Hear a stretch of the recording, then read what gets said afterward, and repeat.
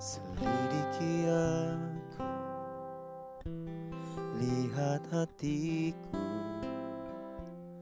apakah ku sungguh mengasihimu, Yesus, Kau yang Maha Tahu dan menilai hidupku. Tak ada yang tersembunyi bagimu. Selidiki aku, lihat hatiku, apakah ku sungguh mengasihimu, Yesus, Kau yang Maha Tahu dan menilai hidupku. Tak ada yang tersembunyi bagimu.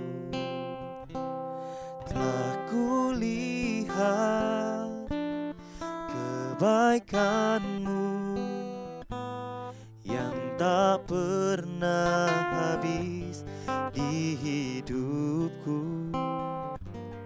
Ku berjuang sampai akhirnya Kau dapati aku tetap setia.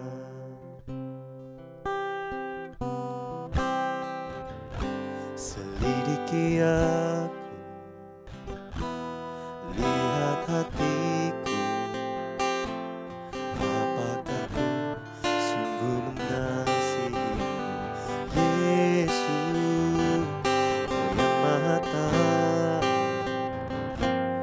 dan menilai hidupku. Tak ada yang tersembunyi bagimu.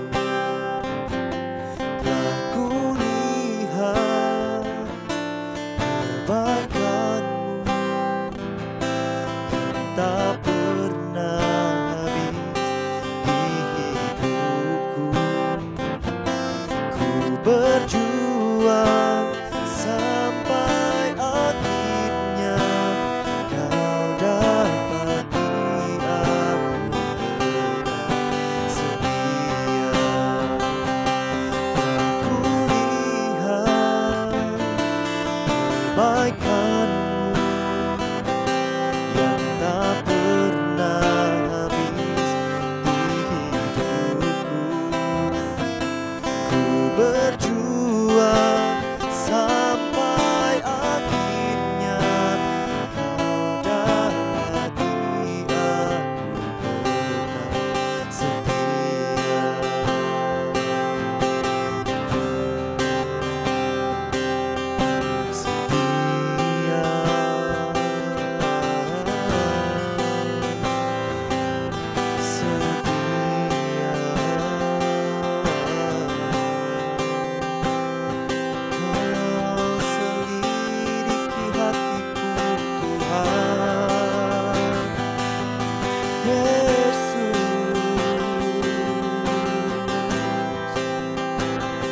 Selidiki hidupku, ubahkan hidupku, Tuhan.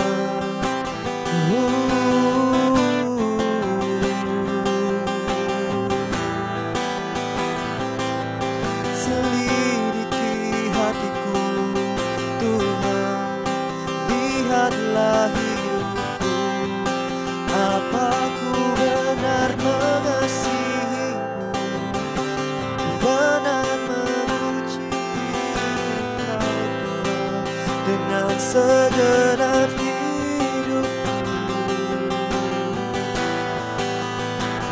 Haleluya, haleluya.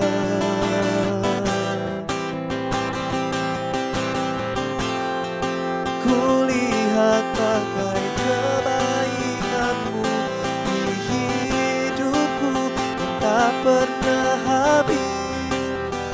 tak pernah habis di hidupku Tuhan. Kebaikan-Mu melimpah atasku selamanya.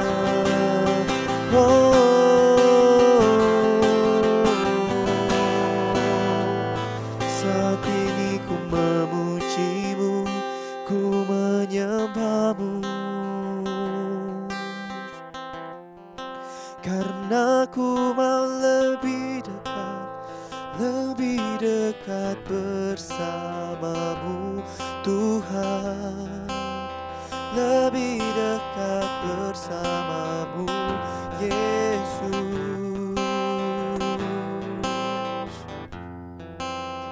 Haleluya, haleluya.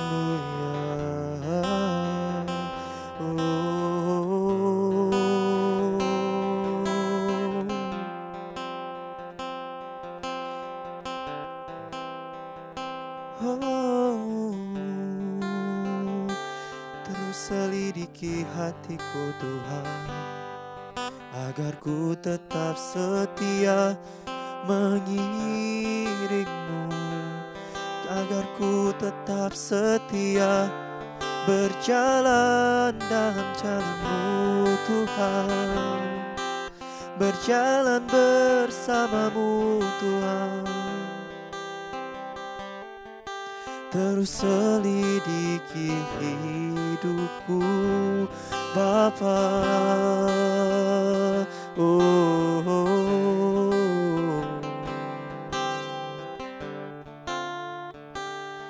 Haleluya, haleluya, haleluya.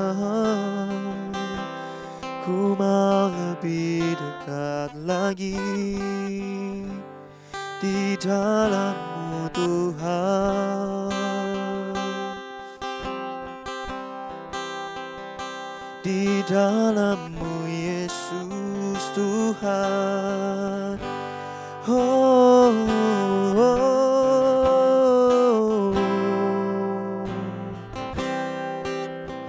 Lebih dekat bersama-Mu dalam hadirat-Mu Yesus.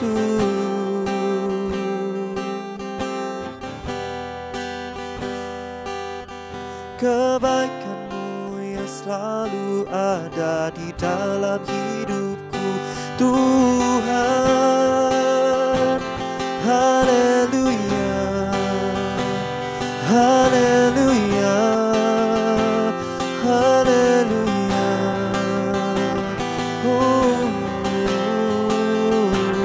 Haleluya, haleluya, haleluya.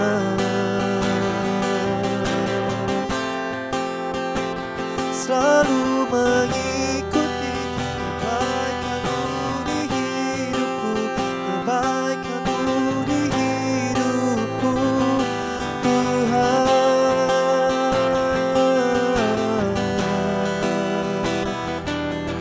Ku menyembah-Mu, ku memuji-Mu, ku bersekutu bersama-Mu Tuhan.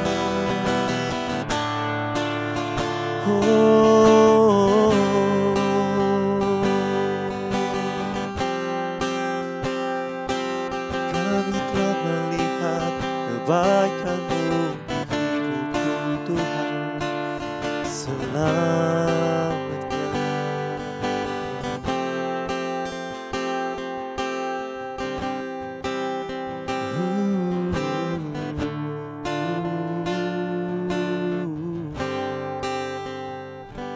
Telah kulihat kebaikan-Mu yang tak pernah habis di hidupku.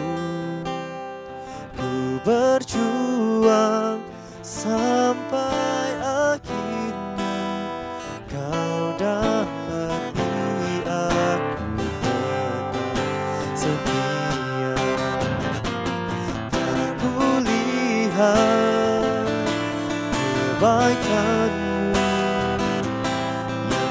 tak pernah habis di hidupku. Ku berjuang sampai akhirnya kau dapati aku tetap setia. Kau dapati aku tetap setia.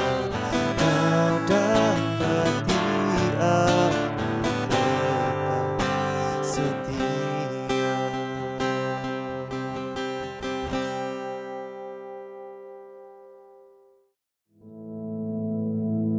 Our Father, which art in heaven, hallowed be thy name.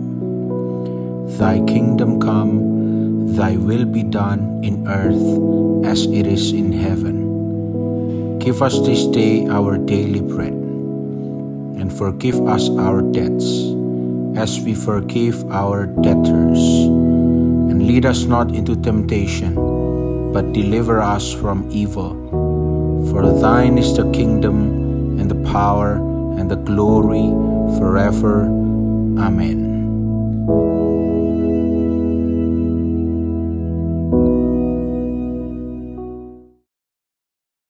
Shalom, selamat pagi Jemaat Tuhan dimanapun Anda berada pada pagi hari ini.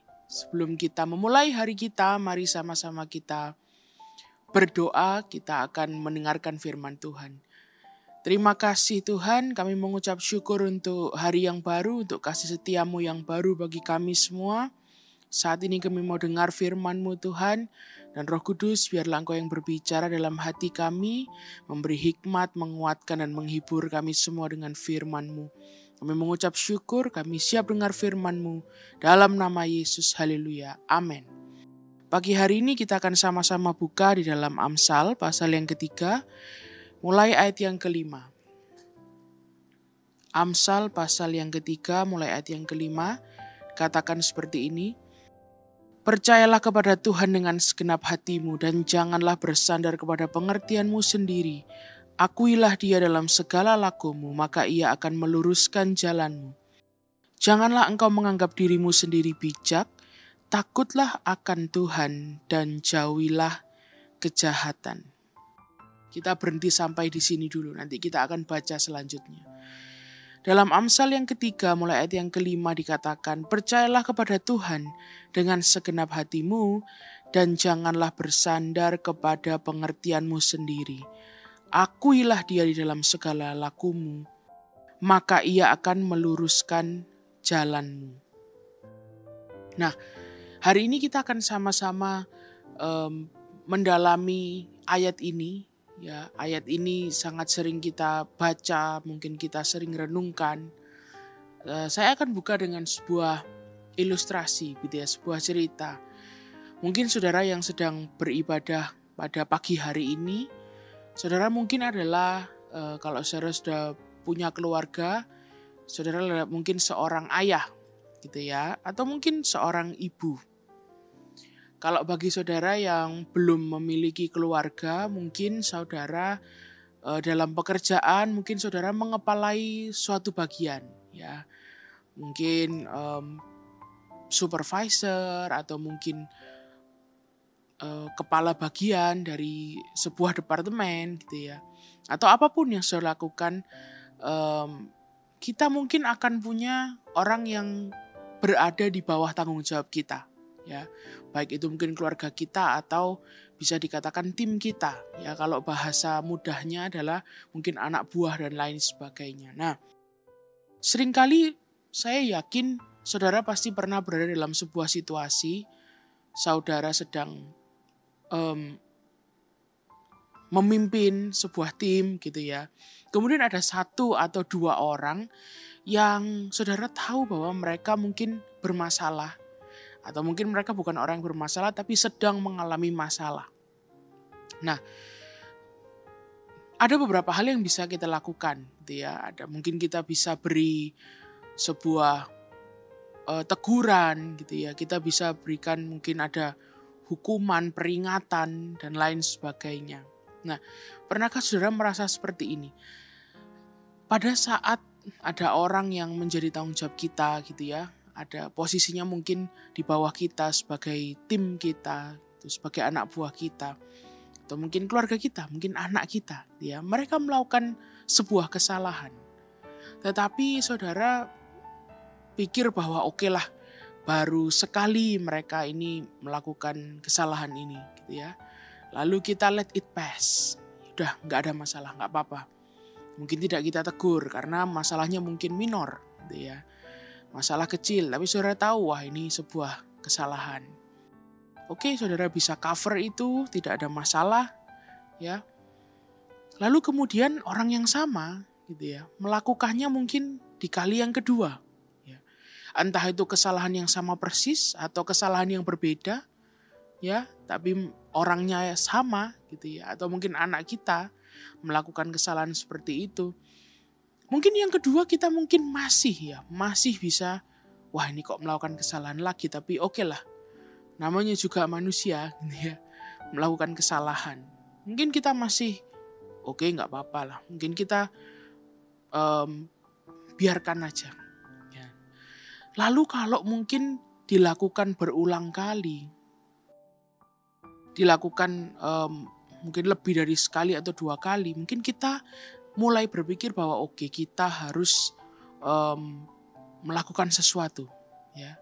Dan yang paling simple, yang paling sederhana yang bisa kita lakukan pasti adalah menegur, ya, memberikan teguran.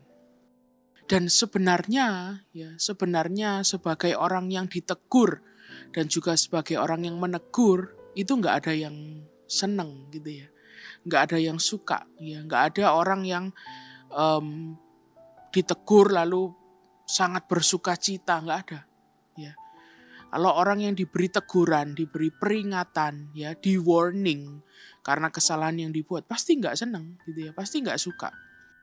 Begitu pula dengan orang yang memberikan teguran, ya. Oleh karena itu posisi seperti kepala bagian, supervisor, atau mungkin orang yang berada di posisi yang cukup tinggi itu sebenarnya tidak mudah, ya, karena harus mengkoreksi, menegur dan lain sebagainya, ya. Kecuali mungkin ada orang yang memiliki penyimpangan tertentu secara psikologis, mungkin mereka suka, ya, kalau harus menegur orang lain atau memarahi orang lain, tapi sangat jarang sekali, ya. Kenyataan bahwa seseorang bisa ada di posisi tertentu yang tinggi untuk mengapalai sebuah departemen mungkin karena dia sudah dipandang memiliki kejiwaan yang baik tentunya, ya. Punya jiwa yang sehat, makanya dia dipilih untuk jadi kepala bagian. Meskipun tidak ada yang sempurna, ya. Nah, seringkali orang yang kita tegur, ya, anak buah kita, itu contohnya, itu mereka jadi istilahnya gampangannya gini, males sama kita, gitu ya. Mereka jadi menganggap bahwa aduh, ini atasanku ini kok ngeselin banget, gitu ya. Kenapa kok aku ditegur?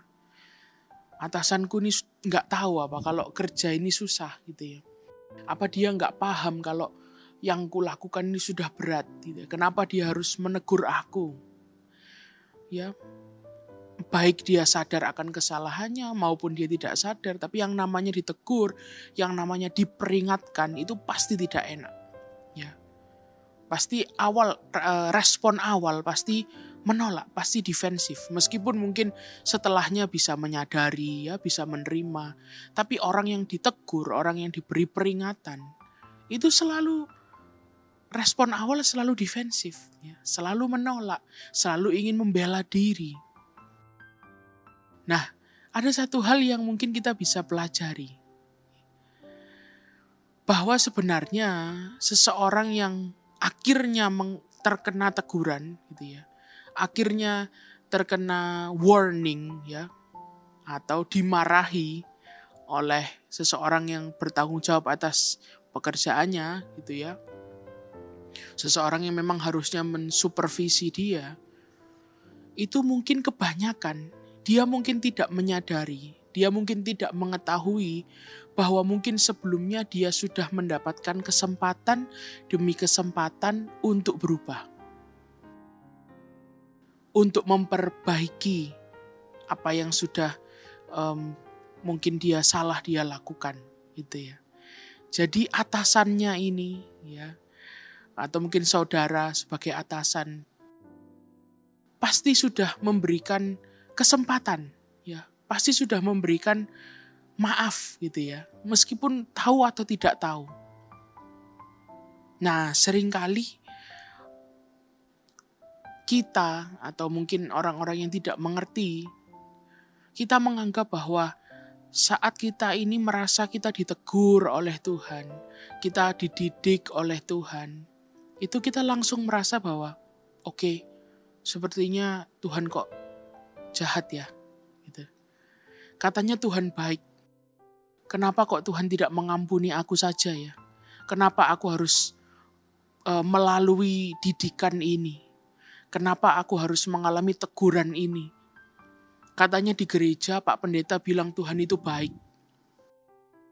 Katanya di gereja Pak Pendeta bilang Tuhan itu sayang sama kita. Katanya Tuhan mengasihi kita, ya. Tuhan selalu menggandeng tangan kita. Kenapa sekarang saya harus mengalami yang namanya teguran? Saya harus mengalami yang namanya peringatan. Sudahlah kalau gitu, kalau memang Tuhan menegur saya, kalau memang Tuhan ini tidak baik lagi dalam hidup saya, ya sudahlah.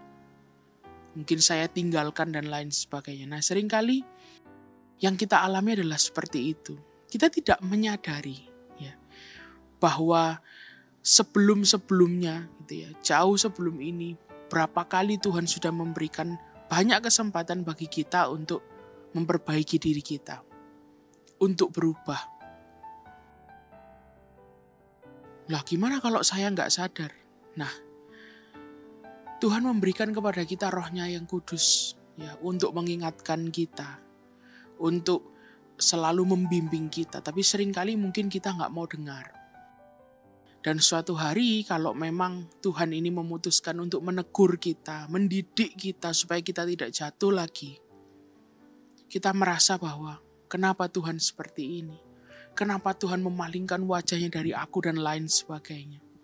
Nah, pagi hari ini mungkin tidak semua dari saudara ya yang sedang mengikuti ibadah ini merasa sedang dalam didikan Tuhan. Ya, mungkin hanya beberapa orang yang sedang merasa bahwa wah saya kok sepertinya sedang hubungan saya sedang tidak baik ya dengan Tuhan. Sebenarnya tidak ada seperti itu.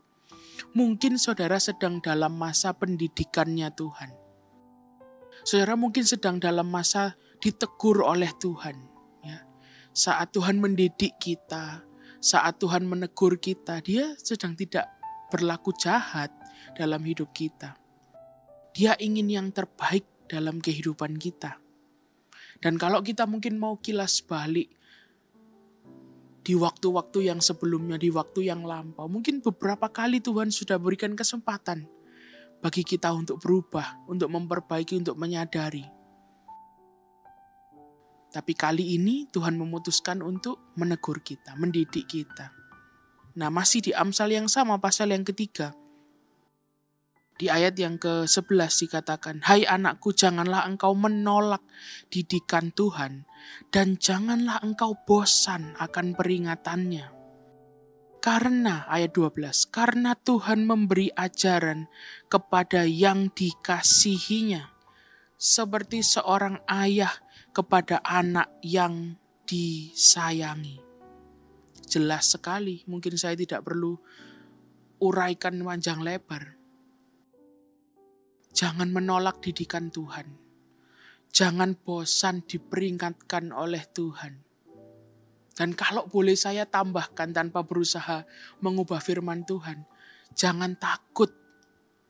Kalau suatu hari kita merasa kita sedang ditegur oleh Tuhan, kita sedang diperingatkan oleh Tuhan, jangan takut. Ya, Tuhan sedang mengasihi kita lewat didikannya, lewat tegurannya. Jangan saudara bimbang lalu merasa, wah kayaknya saya sangat bersalah ya, saya takut sekali, atau mungkin malah marah. Ya, banyak respon orang yang sedang ditegur oleh Tuhan. Atau mungkin ada orang-orang yang tidak sadar diri, mungkin berkata, saya sudah berbuat banyak untuk pekerjaan Tuhan. Kenapa saya ditegur seperti ini? Kenapa saya dididik seperti ini? Saya sudah menabur, saya sudah melakukan ini dan itu dan lain sebagainya. Kenapa saya harus ditegur? Kenapa saya nggak diampuni saja? Saat saudara sedang ditegur, saat saudara sedang dididik, saudara sedang dikasihi. Seperti ayat 12, seperti seorang ayah kepada anak yang disayangi. Saya tidak tahu apa yang sedang saudara alami saat ini. Bagi saudara yang sedang merasa takut, ragu, bimbang, atau mungkin marah. Karena sesuatu terjadi dalam hidup kita yang tidak kita inginkan dan kita anggap itu sebagai hukumannya Tuhan. Tuhan tidak pernah menghukum kita dengan sia-sia. Tuhan tidak pernah menghukum kita, tidak pernah. Tuhan sedang mengajari kita supaya kita tidak jatuh ke lubang yang lebih dalam. Tuhan sedang memperingatkan kita. Bayangkan saudara, kalau mungkin saudara merasa seperti ini, berat sekali yang saya alami. Kenapa saya harus mengalami ini? Kalau sekarang saudara merasa sedang ditegur Tuhan, sedang dididik Tuhan, dan itu sangat berat. Bayangkan, berarti kalau kita tidak ditegur Tuhan oleh karena kesalahan kita, oleh karena dosa yang kita lakukan, betapa kita nanti lebih beratnya konsekuensi yang harus kita tanggung. Betapa nanti kita waktu jatuh itu lebih dalam, lebih sakit jatuhnya. Kalau sekarang saudara bisa menyadari bahwa saudara sedang ditegur, sedang dididik oleh Tuhan, Dia sedang menyelamatkan kita. Berarti mungkin dosa atau kesalahan yang kita sadar atau tidak sadar kita lakukan itu sangat berat. Tetapi Tuhan sedang menyelamatkan kita. Mari kita menyadari. Mari kita menyadarinya. Bahwa Tuhan itu mengasihi kita. Dan salah satu caranya adalah Dia akan memperingatkan kita. Firman Tuhan berkata, jangan bosan diperingatkan oleh Tuhan. Jangan menolak didikan Tuhan. Jangan takut kalau sedang dididik oleh Tuhan.